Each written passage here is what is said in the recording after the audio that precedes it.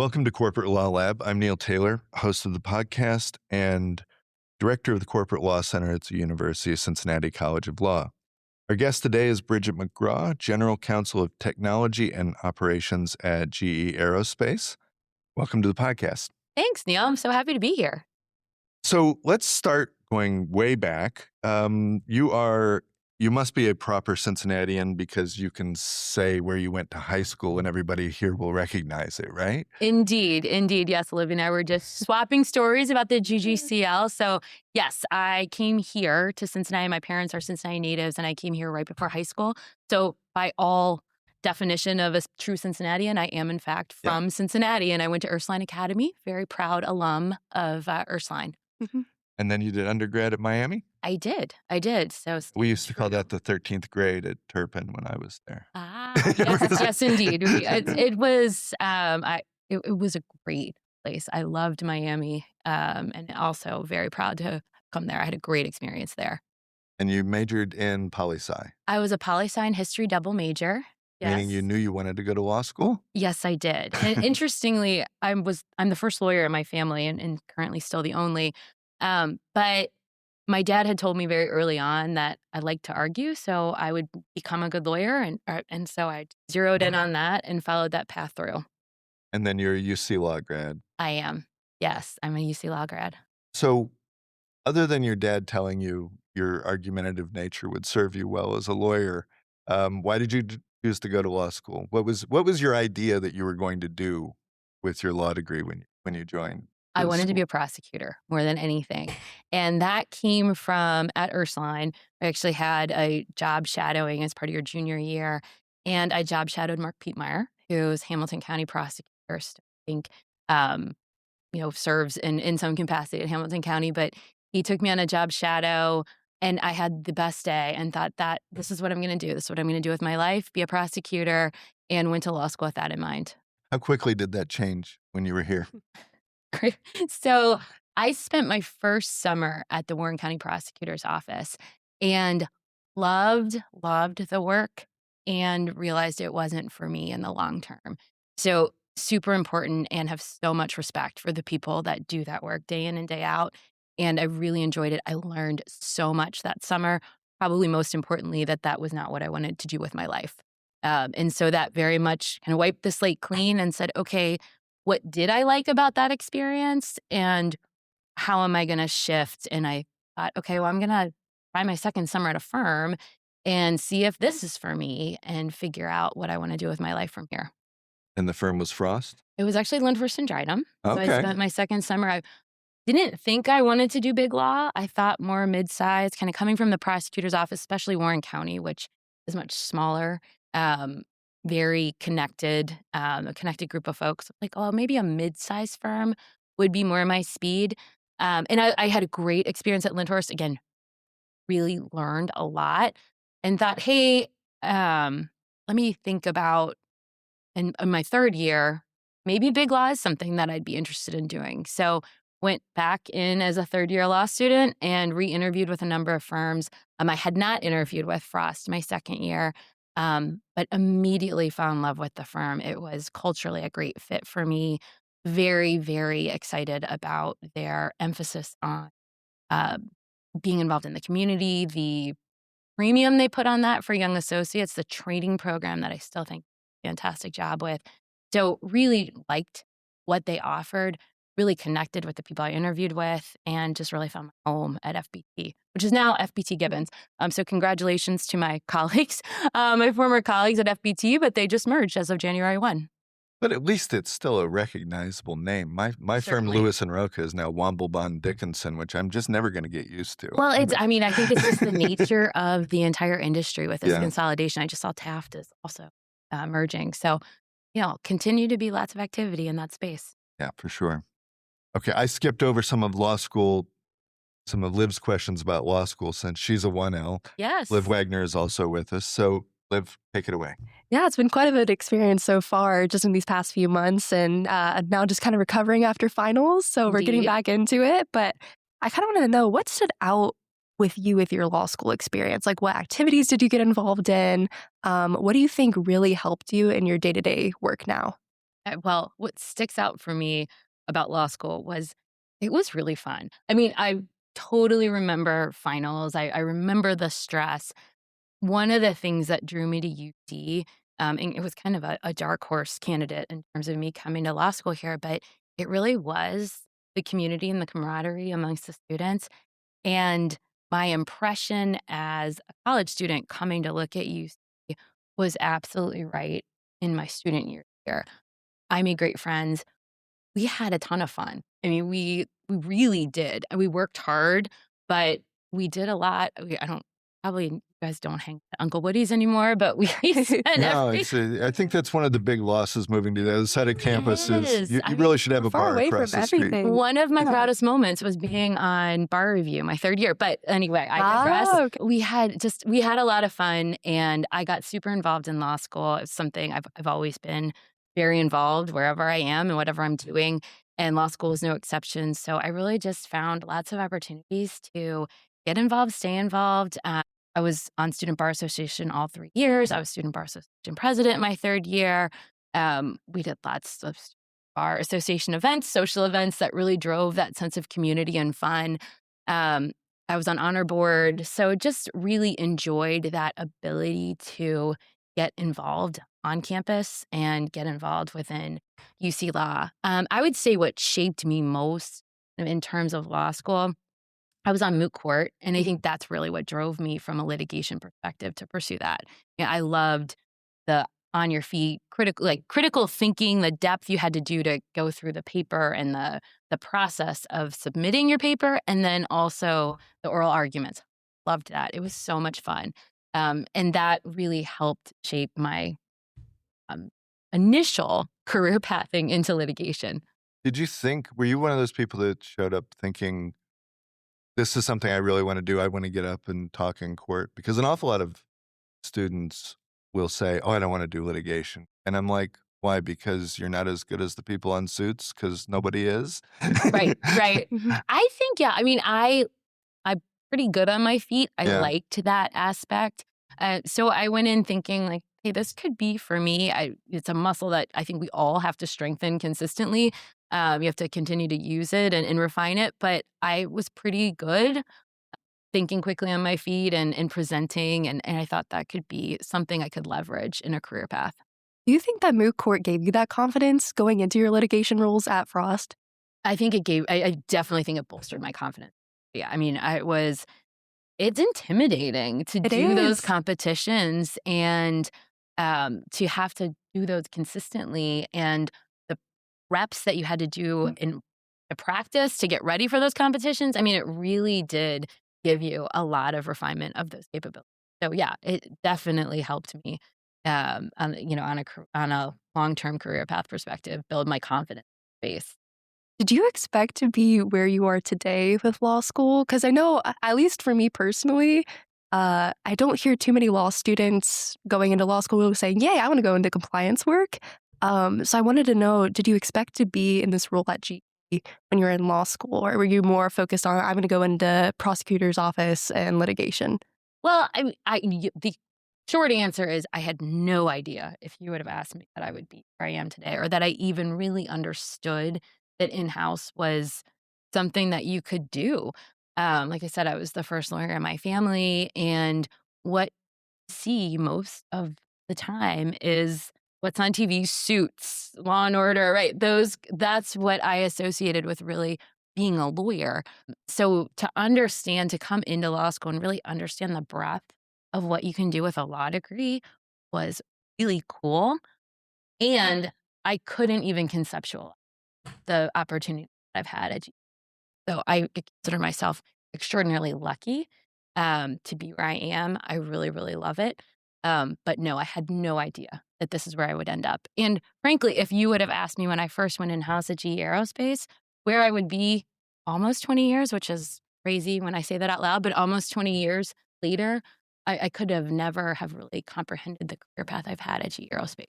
And I think that's if there's one theme of the podcast, it's that your first job may not define you, almost certainly won't. Completely agree with that. And if So it does, you might you might be doing something, you might want to look a little bit more broadly because what I tell all of our law clerks, a legal a legal degree is one of the most flexible degrees you can have. You can do so many different.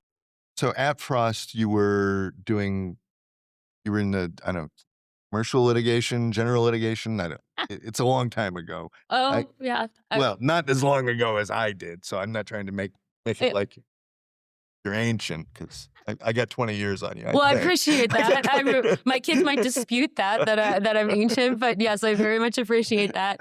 Now, I would say, I mean, I know you are also a reformed litigator, turned corporate lawyer. So yes, I went into Frost. I was in the general litigation department, but my specialty became real estate and zoning law, which I kind of fell into working for a particular partner with whom I'm still very close with, and he got me very involved in his practice area, which was representing governmental entities in their zoning work, and then doing real estate type transactions and litigation. And then I did a lot of general litigation as well. So I got to do the breadth. One of the things I really loved about Frost, and I think the partner I worked for in particular was great at this, is getting me early exposure very, very quickly.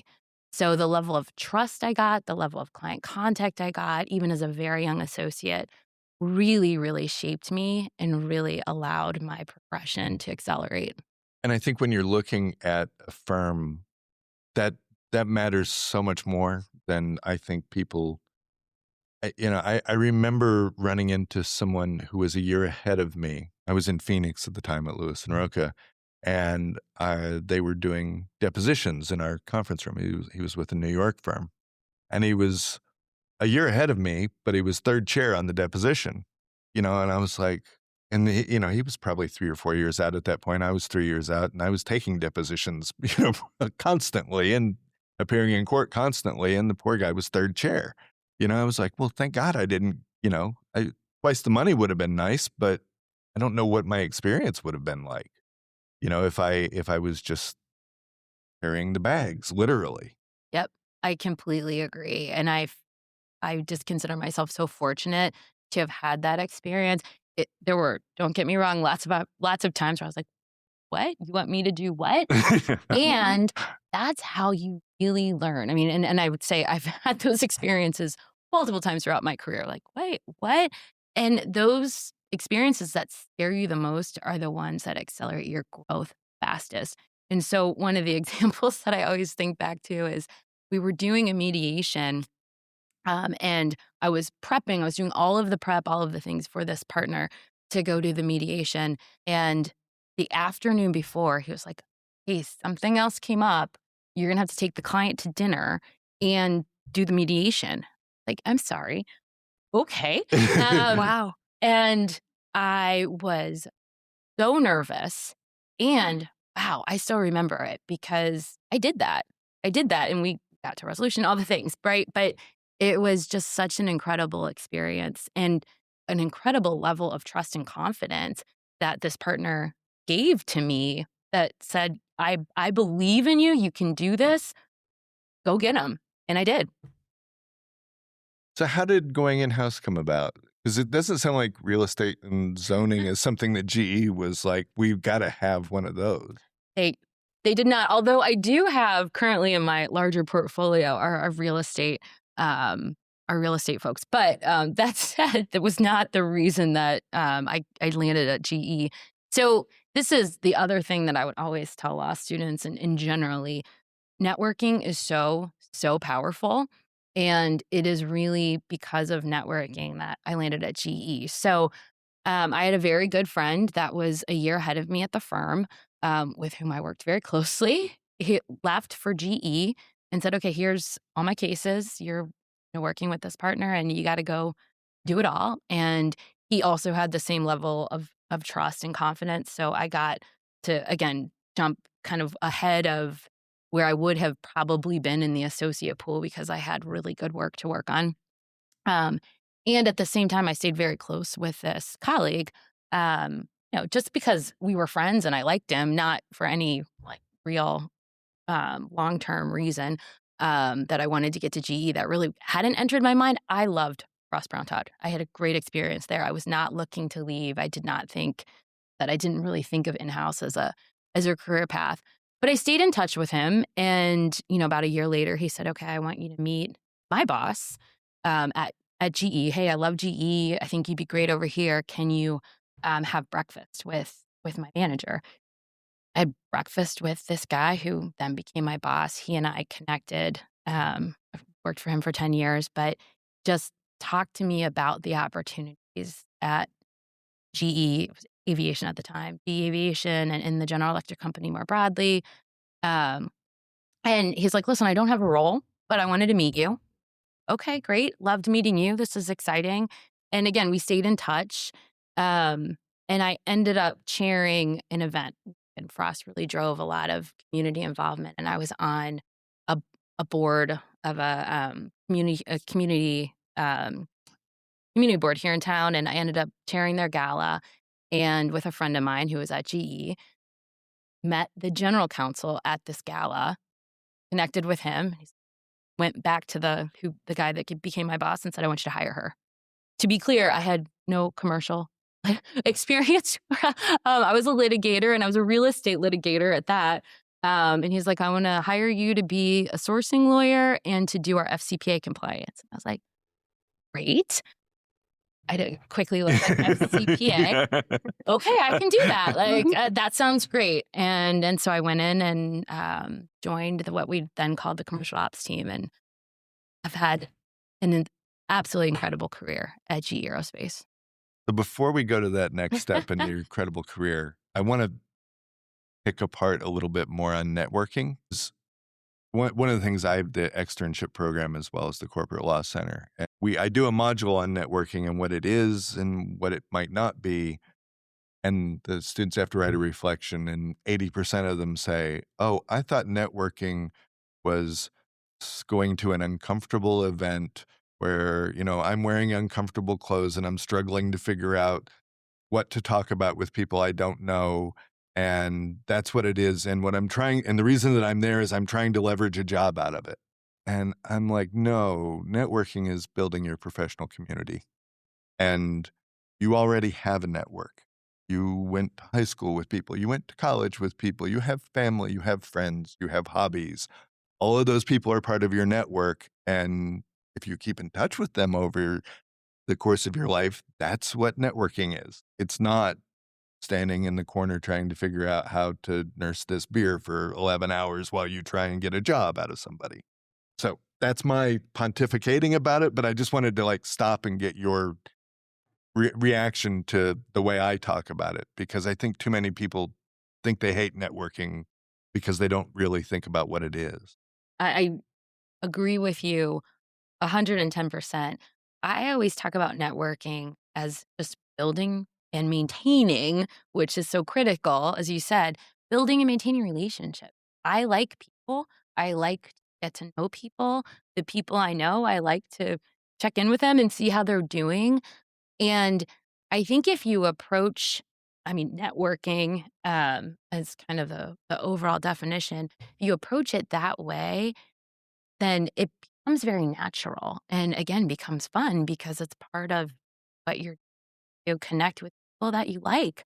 I think you're exactly right. When people are looking to extract something from it, that's when it gets really artificial and hard because you're not looking to develop a relationship. You're not looking to understand, who that person is or build an interest in them. You're looking to get something from them. That's not networking. That's I don't know what that is, but that's definitely that's not successful networking in any event. So I think it's really important that people do think about, hey, who is my network? And that network is all of the people that you know, and who do they know, and who might be interesting for you guys to go and have lunch together, or just and build those relationships. And I'm still very intentional about doing that, maintaining my network and expanding it with people that I want that I want to make sure that I continue to keep up with, because that's important. Not because I need anything, but because those are people that I care about, that I'm interested in, that I want to maintain my relationship with. And I think from a law student perspective too, it's such a great learning opportunity to go into these networking events with an open mind, especially because I mean, in my high school and undergrad career, a lot of what we talk about with the law world is criminal law, or just what you see on TV shows or books or Suits, for example. And getting into these spaces and taking the opportunities that, the corporate law center has given me. And it's been such a good eye opening just experience in general to really get to know people and learn about everything that a law degree can get you and the careers that are available. And I think it's definitely opened my mind a lot to what's out there. That's awesome. And that's exactly the way you should use those types of events is just for learning and making actions. And I think that can, in the, and as it did in my example, lead to things, but you have to let those naturally evolve, not go in with goal in mind. I think that's where people get tripped up. So you're approaching it exactly the right way. Open mind, learning, creating conversation and connection. So moving forward kind of into your work with compliance. So you worked in commercial operations for a little bit with GE, but how did compliance work become your career path? Were there any, early career moments, either through litigation or did someone pull you into the work saying, we think you'd be great at this? How did that kind of accelerate your interest in this Yeah. kind of Yeah. So sorry. So I started with those commercial transactions and also working on some of our engine deals. So that was part of my world. And I did a lot of work there. And as I mentioned, I was also pulled in because under the umbrella of what we then called commercial ops at GE Aviation was FCPA compliance. So I was pulled in to run the compliance program relative to our third party portfolio. So how do we make sure that the third parties that we're bringing on board to represent GE Aviation are well vetted, as much risk in that space as we possibly can. So that was kind of my dipping my toe into the compliance waters. I was connected as part of that leadership role with the compliance with the GE Aviation, but this compliance function kind of lived outside of the traditional compliance space in that what existed in the legal function at the time. There was a split um, between compliance and legal at the time. And then, I mentioned my boss that I went to GE to work for when they eventually brought legal and compliance together under one umbrella. And he went to take the chief compliance officer role and told me to come with him. And I loved working for him, and I was always interested in compliance from that kind of exposure I'd gotten through FCPA work. So I'm really interested in doing that and furthering my journey and understanding it better. Um, it was, again, a dual role because he was the chief compliance officer as well as the general counsel of the supply chain, broader supply chain. So I maintained a lot of commercial transactions. I maintained a lot of that business counseling, which I really, really enjoyed. So I was still doing a lot of being a lawyer as well as working and developing our compliance program. So that was kind of the initial exposure, and then it just snowballed from there in doing more and more compliance work, getting deeper in my knowledge of compliance and broadening the types of roles I was able to. Did the more traditional side of the legal work that you continue to do assist you in understanding the business better? Absolutely. Absolutely. And I think that's a really important balance in compliance is really understanding how those messages work in the day-to-day way that the business is running. You can't ask people, and this is everything, right? But you can't ask people to say, okay, yeah, I'm going about my day-to-day. I'm a salesperson and I've got to get this deal done. And wait, I've got to stop at this process step and move over here and go do compliance, go get this approval. We had to really make sure that we are integrating and knitting everything together into one continuous process. It's a constant struggle. I'm not saying that we're by any stretch perfect at it, and I think it's just a constant evolution, but making sure that we're meeting the business where they are, particularly when it comes to compliance, critical compliance issues, that we're making it easy for them, that we're weaving in the things that they need to know, processes, execute, so that we're missing as little as possible, and we're as close to zero defects as we possibly can be. So you're mentioning one of the panels that's coming up on the Corporate Law Symposium, Corporate Law Center Symposium, March 6th, 2026, for those out there listening, and you're going to join us as one of the panelists. So thank you for that. Very excited to join you. And one of the panels will be on whether or not zero tolerance policies actually work in practice, but we can talk about it then. Otherwise, they won't come if we give them all the information. We'll just give them a teaser. It's going to be a fantastic day. It always is. So what kind of, how did compliance, I'm sorry, there's a question coming, so eventually. How did compliance evolve? Because when you started at GE, it was a monster conglomerate, right? It did a bit of everything. We were talking beforehand about how when I was at Avnet, we bought a small division from GE, and I found that the compliance people I inherited had been on a mission to do something that probably wasn't a real risk to that business at the time, which is maybe one of the downsides of being that big. But what was that like, being a compliance person inside that behemoth that GE was at the time? Yeah, it's so interesting because I do, coming up on my 20-year anniversary with GE. And so when I started in 2006, we were, as you mentioned, Neil, huge conglomerate, of which aerospace was a tiny sliver of this overall pie.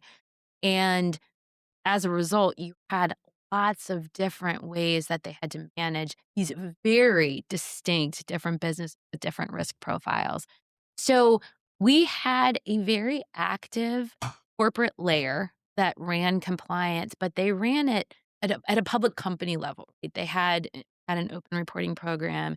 They did a high level risk assessment across the entirety of the corporation, which could be skewed as you Hmm. as you experience an AvNet, based on the distribution of the business risks. Um, and they set kind of enterprise standards that said, okay, each of our businesses need to do X. This is the way that we at General Electric Company, this is our spirit and letter policy. These are the values that we have. These are the ways in which we comply with critical risk areas. And then the businesses had to take and tailor that to say, okay, in our space, and it was easier to do depending on the type of business, as you and I Right. discussed earlier. It's easier to do depending on the type of business. And in aerospace, our risk profile was, continues to be, although now we're on our own, which gives us a lot more leeway. But our risk profile is very different. So at the time, in 2006, GE Capital was well over half of the overall General Electric company. So those risks of financial perspective were very, very different than a traditional manufacturing company that was GE Aviation that did government contracting work, which comes with it huge amount of compliance requirements that we had to adhere to. So we really had to then take those corporate wide standards and say, okay, how do we translate this into the things that are really meaningful for education? That's what our compliance team did. Said, okay, we worked closely with the corporate team. We of course shared and gave all the information around our open reporting program and our business risk assessment. We fed into all of the corporate processes, but we also had a lot of autonomy in designing the program, the communications, the training in the areas that we really needed to focus on, which again looked different than where corporate might be spending time. Yeah, I think that you need both a top down and a bottoms up. And I think that, but the top down, and I was the chief ethics and compliance officer, so I was the one making these mistakes, right? From top down saying, you're going to do this and you're going to do this exactly, rather than saying, we're going to have a focus on compliance. Now talk to me about how do we actually do that in your area. And I learned the difference from moving to Europe, which you did the same. So Yes. how did that come about, going to Italy? Yeah, yeah, you and I have that in common, and that was obviously an incredible experience. So I was working in compliance and supply chain, so I continued that kind of dual hat role. And as part of that, I had done diligence on a number of our big transactions. So as we were doing business development deals, M&A work, I do the diligence in the compliance and supply chain space of targets that we are looking at. And one such target was Avio Aero. And so did the diligence it was a huge transaction, so $2 billion transaction to buy a components manufacturer that did components for both GE Aviation as well as our competitor. They're critical component supplier in the industry. So we I did the diligence on that transaction. We bought that company, and it had been a supplier of ours for a very long time. There were some complexities in the deal, as there always are, but that third-party manufacturing piece, the aerospace industry, very small. And so there's, the fact that they supplied both to us as well as our competitors is not unusual, but it comes with it a number of watch-outs that we needed to make sure that we were very, very careful from a compliance perspective, to design around. And I was asked to go over and be part of a very small team of integration leaders to help pull them into the G fold without, and this was the balance that we had to play, and you articulated it really well, Neil, without saying, this is how we do it, this is how you have to do it, and not one, keeping what made them the great supplier that they are, and making it hard for them to become part of the overall GE Aerospace family. So it was a lot of going over, listening, learning, and then tailoring the things we needed to do in a way that made sense for that business. Keeping the core principles, the spirit and letter, the things that are non-negotiables intact, but making sure that the way in which we were implementing those things fit a 100-year-old Italian company that had been operating incredibly successfully for 100 years, and that had areas where we really did need to address and improve. So, it was a lot of work. They didn't have a compliance program as we traditionally in the US think of one, and so there was a lot of education. There was a lot of, as you said, meeting people where they are, talking to them about how to make it work versus telling them how it was gonna work. So I spent 2 years working through finding problems, addressing problems, and building that business partnership to create compliance advocates across the whole of the company. It was probably one of the harder things you've done in your career? Indeed it was. Indeed it was. Yeah, it was a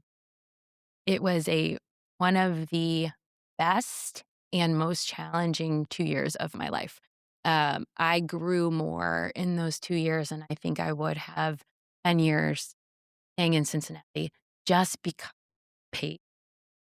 of the novelty of the issues we were uncovering.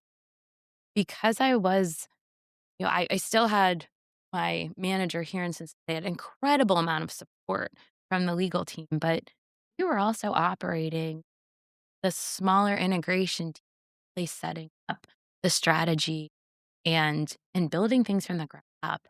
And that wasn't without challenge, that wasn't without resistance, wasn't without personal challenge. I mean, I was a younger, much younger then, younger woman that wasn't typical from the leadership team perspective of the company we acquired. It is certainly much more typical now, but at the time, myself and a couple other women on the leadership team were very much outliers.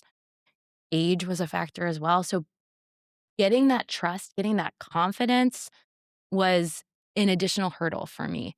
And so that was a really big growth opportunity. And I did learn a lot in those 2 years. I also, like I said, it was an amazing experience personally and professionally. I had my my now high schoolers were 3 and 5 at the time. So my whole family moved over. We had some great opportunities to travel. We had some great opportunities to build community amongst the people we met there. We had some incredible personal challenges with the bureaucracy and just the day-to-day challenge of being abroad, which I'm sure Mhm. you experienced too. Italy is a wonderful place, but it can be a hard place to live, and you figure out how to navigate your day-to-day life there. Yeah, and did it make a big difference to them when you actually moved there? Because my experience was I traveled to Europe. I was the global ethics officer. I traveled to Europe constantly. My other job was deputy GC in the Americas, and then when they said, "Go do EMEA," do the same thing.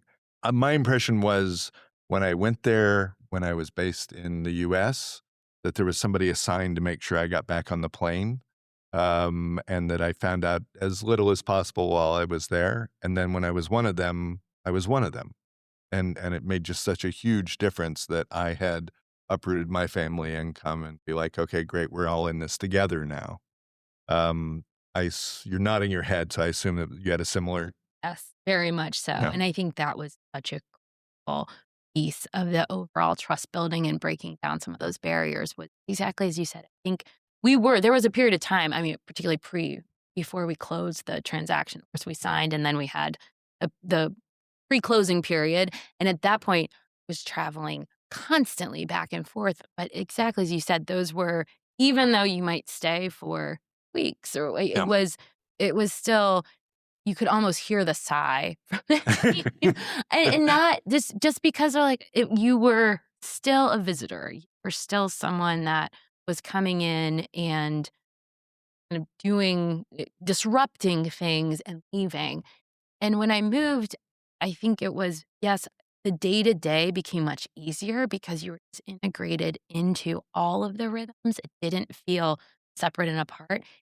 And they were immensely proud, as they should be, of their community, of their city, and they delighted, and I was so happy to hear. They delighted in telling me, and I was so happy to hear about their tips and, "Oh, you've gotta try this restaurant," and, "Oh, you live in Pachetto, go here." I bringing my children to family day, creating that sense of, "Yes, we're all in this together. I'm part of this community, I'm part of this city, we're all in."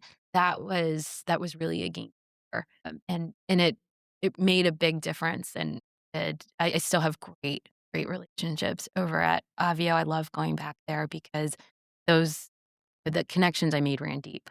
Did it change your view of what it's like to be in the field versus headquarters? Very much so.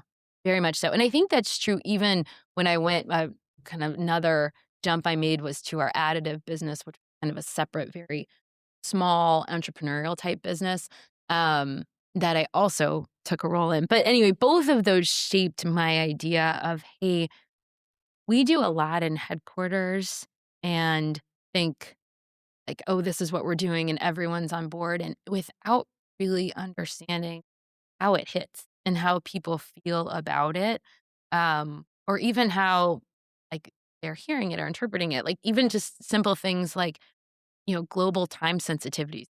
We're better than we were, but we still struggle with making things work for people across many, many time zones and not being so East Coast centric. I know when you're sitting on an audit committee call at 3 a.m. and they let you go last. Yes. Yes. Yes. I have memories of, 11 p.m. on a Friday night, like, prepping for, a review with my GC. Okay, this is just it is what it is, and there is an element of having that headset on that you really get when you're outside of the headquarters day to day. And that cultural sensitivity that you have of knowing that wherever you are in the world, things are different and the way that the influences and the way that people are going to perceive things, you have to be thinking about that and looking at things through a different lens. I remember thinking from when I was at headquarters before I went out there, I was like, I my constant struggle was, "I'm trying to help you, let me help you." And I really was, right? I wasn't, like, looking to, see how many people I could fire or whatever, that's no fun. But then when I was there, 9 months later, I was probably going, "I wish these people in headquarters would just let me do my job," you know? And I was like, "Oh, yeah, that was me." It definitely drives a level of awareness and self-awareness when I came back to headquarters that I think can be unique because it's really hard to get it if you don't have that experience of Yeah. being really out in the field, quote unquote, like either whether it is like I did moving halfway across the world or even just moving to a different part of the business that's uh, feels separate and apart, but it really is important to have that level of understanding. You, at some point, GE decided to divide up into how many companies? We're 3 so at the time and, GE has gone through there's many, many articles and books written about, the General Electric company, but, you know, a long from my 2006 until now, shedding of different businesses and kind of reconstituting who it is.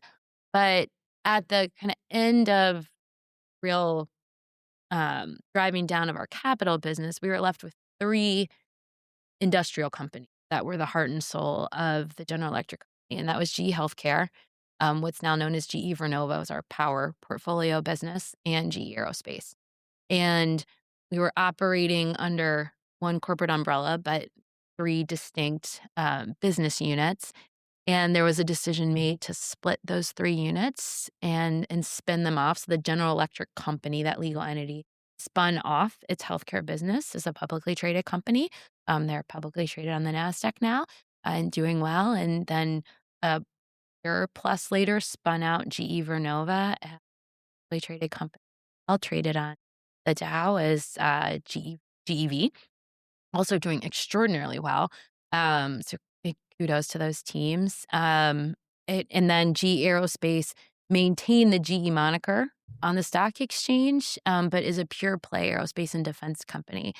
And, the philosophy was, and you think you can look at this through corporate America. There was, and you're seeing that with other spins and other corporations ongoing, right? It was conglomerates were very much in vogue, where investors appreciated them at a certain point earlier in this millennium, early 2000s, and that started to fall out of favor. And, the theory of the case was, hey, we can unlock really some investor potential because they aerospace investors want to invest in aerospace companies. They don't necessarily want the distraction or noise of these other companies that are also in the mix. And that was true also in power, and that's also true in healthcare. Aerospace is doing very well, as are the other two, and we're each is now independent. We're still have lots of friends and colleagues in both of those companies, and proud to say I was part of the longstanding General Electric. So you became general counsel of the Separation Management Office. Yes, I did. Is that something you pursued or somebody tapped you on the shoulder and said, "You're doing this because we think you need lots of air miles"? So I had done projects of that, not certainly not of that scale. That I really think that's a once in a lifetime kind of opportunity Yeah. to split 25-year-old company and spin out to really successful other companies. But prior to that, I had done transformational type of work. I had done when we had done other corporate changes, restructurings, things of that nature. I had demonstrated the ability to be that transformational thinker, as well as the detailed project manager, run a team that was doing all of those different pieces. So, I at the time, I was in our GE additive business, loved doing that work. But our general counsel said, "Hey, this is going to be big, and I really need a big leaper to do it. I need someone that I have confidence has the skill set to do it, and that's you." Um, and I was excited about it, honestly, just because it really is and was a once in a lifetime type of project. Intermingling that you have when you have a company that has been together for so long, that has, any company that's operating for 100 plus years has just a lot of stuff, a lot of property, a lot of different liabilities and contracts and ways of working that were very, very intermingled. What was it in leading a change management process like that? I mean, We're always told change is the only constant, and nobody likes it, Mm. right? So what were the keys to being successful? Because I mean, obviously, with your Italian experience as well as some of the other things you had done, you were an experienced leader at change management by that point. What makes you successful at it, and what do you need to avoid? So change is the only constant. So I think first starting and helping everyone level set around that is really, really important at life. GE, your career in general, so exciting is that things do change. And those that can adapt to that change are the ones they can embrace it, they can work through. I think that change management aspect is helping people recognize that change is scary and it comes with it a ton of opportunity. Across life, you have to continue to grow and change, and that's true of corporations. It's true of any business. So I think managing those expectations, I think what made us really successful from a separation perspective. One, the separation management office was small, but my team, and was really, really clear from the outset that the day-to-day running of the businesses, those 3 businesses, was the core focus. So this team was working in the background, communicate, making making people aware and excited about these changes because they were big, exciting changes. There was challenge, there was pain that came with it, but being super transparent as candid and transparent as we could be, in the background. What was your biggest worry? I mean, if you've got a small but mighty team, you're not gonna get everything. Is that what kept you up night, or was there other things that you worried about in this process that predominated? Well, I would say that the biggest thing it was an enormous transition for the legal team in general because we had a big corporate piece, um, making sure that we had all of our bases covered, sure that making sure I was well-versed enough and communicating adequately across all of these different functions to, catch everything and catch it well. So that was and as we were catching, making that the culture of our legal team still feel very connected, um, very, very communal, because that is a hallmark of who we always have been in GE Aerospace, the legal and compliance team.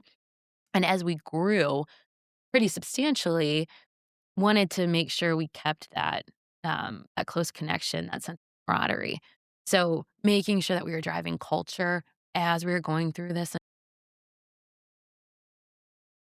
Did you have any concern while you were doing this special project role about reentering the business after it? I did. You know what I would say is if I look back on my career, and this is part of that change aspect, I went into it with 0 expectations. There might not be something at the end of the rainbow here. This is gonna be an awesome experience, and whatever happens after it, gonna be fine. And so that's the attitude I went in with. I was fortunate that, there was something, at the conclusion of the role and continued to leverage my strengths and grow my knowledge base. But, I try with every role to not be worried about what's next, to just know doing a great job, maintaining my network, building relationships in the role I'm in, and then everything else will come. Great. So then it did work out. It did indeed, yes. Very Um, fortunate.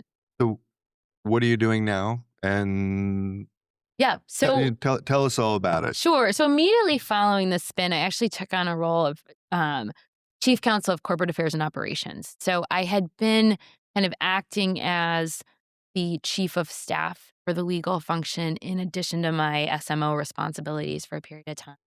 And I took that on. SMO, there's the TLA. SMO. We love our acronyms at GE. I had operations, which legal operations, very, very sophisticated function, particularly for larger in-house organizations. So I had a team operating the underpinnings of the legal function. And then I also took on a number of other disciplines. So I had our environmental health and safety, I had our real estate portfolio, I had government affairs, brand management, labor and employment, executive comp and benefits, some of which executive comp is a great example of something that was done at the corporate level and that we had to establish as part of a standalone public company. So it was a fantastic opportunity to learn about these different disciplines and build a team because brand management was another one that we didn't have as a separate discipline in the prior business unit legal team. So building a sense of team, um, finding a common thread amongst these very different practice areas was really fun. It was a great challenge, and I learned a ton from the leaders that were on my team. So that was a great kind of out of the gate role post SMO. And then business continues to evolve. Change is the only constant, as we said. And there's a fun acronym from my early GE days that says you can't spell change without GE. It's a good one. It is. It is. It's one I constantly remind my team of as well. But the early part of 2025, the business decided to combine our historical engineering and supply chain functions. So the design and production of our engines came together. There's a huge knitting together of people, and that's thousands and thousands of people, and creating a new leadership structure for what we now call a technology and operations. So in the middle part of the year, our general counsel asked if that role of being the general counsel of technology and operations that encompasses kind of going back to my roots of these supply chain transactions, overseeing the really complex transactions of buying are the materials and the parts that need to go into our engines, as well as our intellectual property and engineering counseling part of the business. I had no experience in. I have a fantastic team of experts that do that, and I'm learning a ton in that space. But I have a large team of intellectual property experts, lawyers, and legal professionals that do everything from patent prosecution, patent defense work, IP litigation, IP counseling. So that also is new area that I'm learning about. Do you find it difficult to manage people who are doing jobs you couldn't possibly do because you don't know how?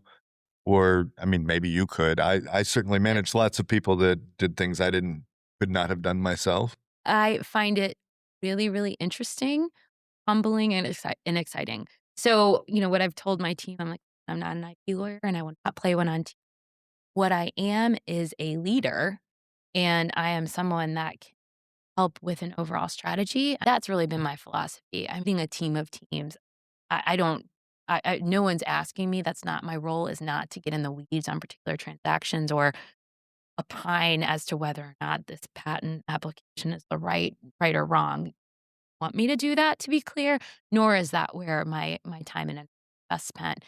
Yeah, I always found the hardest people to manage were it wasn't their fault, it was mine because I knew how to someone that replaced me in the job I had before that, I knew how to do that job and would occasionally jump in and do it. And I eventually had to like step back and go, you can't keep doing this. You can't just show up whenever it looks fun or interesting or scary and keep them and take their job back. Mm. But it's really tempting when you know how. It is. It is, especially, and I will say, when I'm super familiar with one area of my role, and I still have legal operations, I still have a couple other of real estate. The areas where I am comfortable, that is an impulse I have to quell.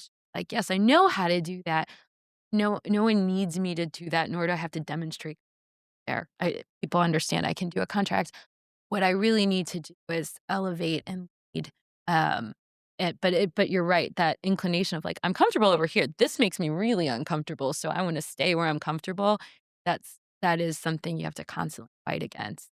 And that's where I do, and I'm super grateful to my team who is teaching me just IP basics. So I'm at least conversant in the critical areas and issue spotting.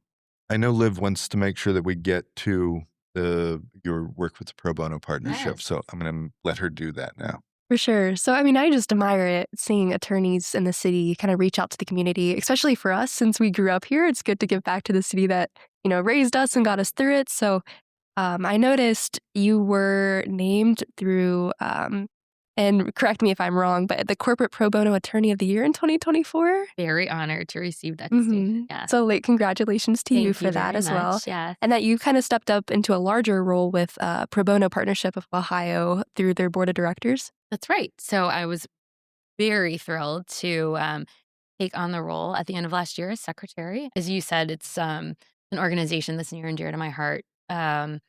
It's something that GE really spearheaded the creation of in Cincinnati. There's 3 pro bono partnerships in the U.S. It started in New York. It was started by the General Electric Company. So that we have rich history with pro bono partnership. So GE was instrumental in creating that first pro bono partnership. They did an offshoot in Atlanta where our power business, number of lawyers there, and there's a pro bono partnership of Atlanta. And my dear friend, who Neil and I were talking about, Breck Weigel, um, was the one who got involved with those 2 pro bono chapters in Cincinnati. And for those that don't know, pro bono partnership offers the opportunity for in-house lawyers to do legal work on behalf of nonprofits.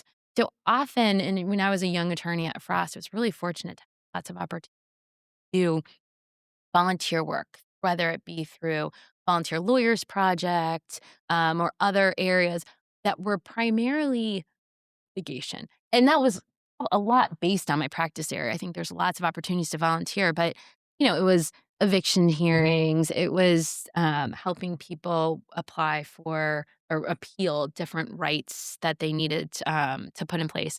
So that was great, but as an in-house lawyer, that's harder. And even I mean, I have litigation background. People that never litigated are not comfortable doing that type of work. And pro bono partnership seeks to say, okay, you guys, you in-house lawyers have a ton of skills that nonprofits need. And oh, by the way, we want our nonprofits, and we have an amazing network of nonprofits here in the greater Cincinnati, but we want them to focus on what they do best, and that's serving and impacting our communities. Really, really fulfilling pro bono partnership and go on and on about it. But if anybody out there is listening, wants to get involved, you can reach out to my dear friend, Erin Childs, who is the executive director of pro bono partnership, and get involved. They make it exceedingly easy to take a project with pro bono partnership. I actually work with my law clerks every summer on a couple projects for PBPO just because it is a great way to exercise your legal skills. It's a great way to get to know an organization here in Greater Cincinnati that's phenomenal work. And it's a great way for me to get to know our law clerks and I'm on a project. So, how can young attorneys or law students learn more about the pro bono partnership? Are law students able to get involved, or is this something more for once we get into the field? So I think I would say that wherever you're interning, you need a lawyer to help you obviously oversee the work.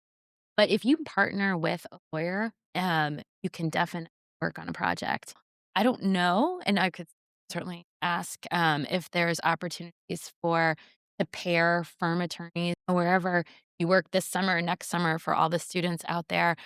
Ask at your firm, ask at your corporation how they execute on pro bono, what their philosophy is, what projects they offer. So I would that's something that I would ask. And I think also as you're interviewing, asking firms and corporations their philosophy, gives you a window into their value system and where they emphasize spending time. I think it's a great way for young lawyers to get first chair experience, that they may need that help. I mean, I would certainly walk down the hall and go, I'm about to do this in this, bad used car case. Does it make sense? Yep. But I was the one running the case, which, for the first time. Yes. And that was something at Frost, like those DLP that I Yeah. mentioned, that they really emphasized was we want you to get that stand up at court, thinking on your feet experience. And this is a great way to do it as first chair, like as brand new lawyer. Yeah. And you get a huge amount of support, but you also are the one showing up and doing the motion practice. That's so a great way to get early and really valuable. So I just have a couple of more questions. We'll see if Liv does as well. One is, we ask our extern the students the standard, what do you think you'll be in 5 years? And I had one student write back that he thought there was a decent chance the AI would kill us in the next 5 to 10 years. No. So, what do you see with technology and operations as your remit?